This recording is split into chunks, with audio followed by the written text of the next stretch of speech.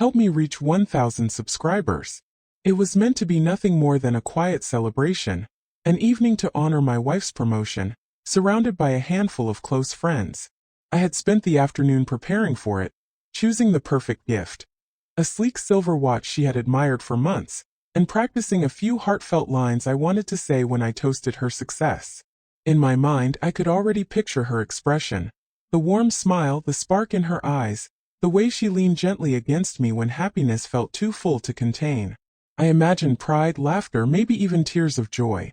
Never once did I imagine that the night would collapse into something that would tear the very foundation of my marriage apart. The evening began like any other celebration.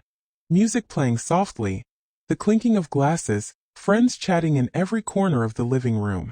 She looked breathtaking in a navy blue dress that shimmered under the lights, her hair cascading over her shoulders like a dark waterfall. Every time she laughed, heads turned. I felt lucky, proud even that she was mine. People congratulated her one after another, and I stood there smiling, thinking about how far we had come together. Then I saw him, a familiar face from her office, someone I'd met a few times in passing. I noticed how close he stood beside her, how casually his hand brushed against hers as they spoke. At first I told myself not to read too much into it. They were colleagues after all. But the look she gave him, soft, lingering, with a hint of something that used to belong only to me, made my stomach twist. My heartbeat quickened, and yet I told myself to stay calm, to keep observing, to not jump to conclusions. But then it happened, swift, deliberate, undeniable. He leaned in and kissed her. Right there in the middle of the room, surrounded by laughter, conversation, and people who moments earlier had been celebrating her success. It wasn't a playful peck or a drunken mistake. It was real, purposeful, and she didn't resist. She kissed him back. The sound in the room vanished all at once. The laughter, the music, even the hum of the air conditioner. Everything faded into a low, dull roar in my ears. My hands went numb. Every person in that room froze, their faces reflecting a mix of disbelief and pity. My chest burned, not from anger yet, but from the kind of shock that leaves you hollow. I didn't raise my voice. I didn't demand an explanation.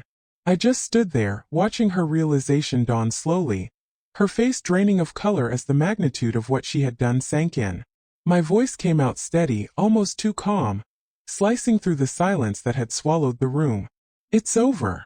The words felt heavier than anything I'd ever spoken.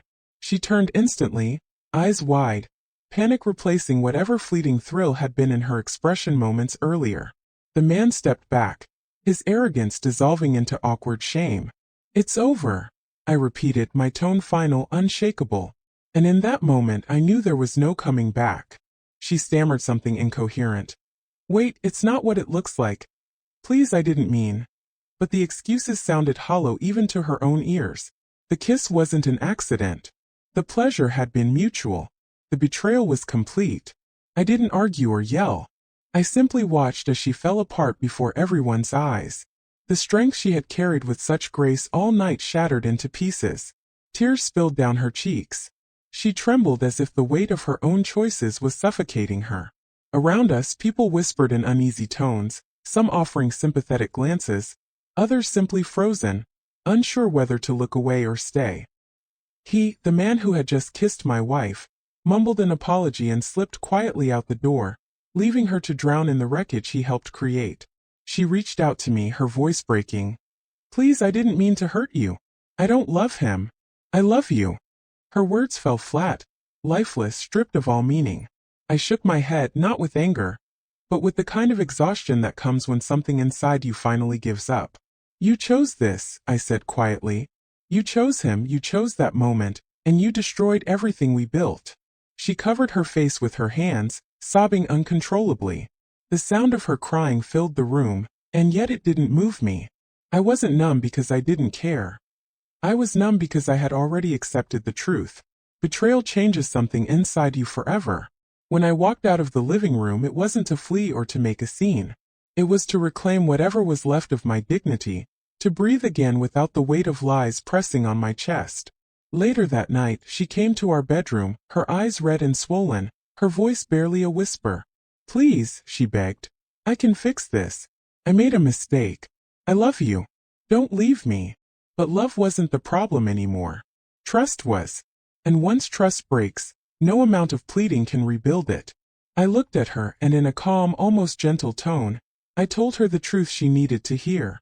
You already lost us. Love means nothing when honesty is gone. She fell silent after that, staring at me through tears that no longer held any power. I stayed just long enough for her to understand what those words truly meant, for her to realize that the world she had taken for granted had collapsed because of one choice, one moment she could never undo. The days that followed were quiet, eerily so. She avoided me, moving through the house like a ghost burdened by guilt, while I focused on finding myself again. Everyone knew what had happened. The story of her betrayal spread quickly, whispered through friends and colleagues. The humiliation was public, but the clarity it brought was private. Some wounds don't heal, but they teach. And strangely, in that silence I found peace. I realized that night had freed me from illusions, from believing in someone who no longer valued what we had. She kissed another man in front of everyone, and in doing so she showed me the truth I had refused to see. When I said, "It's over," I didn't just end our marriage. I ended the part of myself that kept holding on to a lie. And for the first time in a long time I walked away knowing exactly who I was, and who she no longer was to me.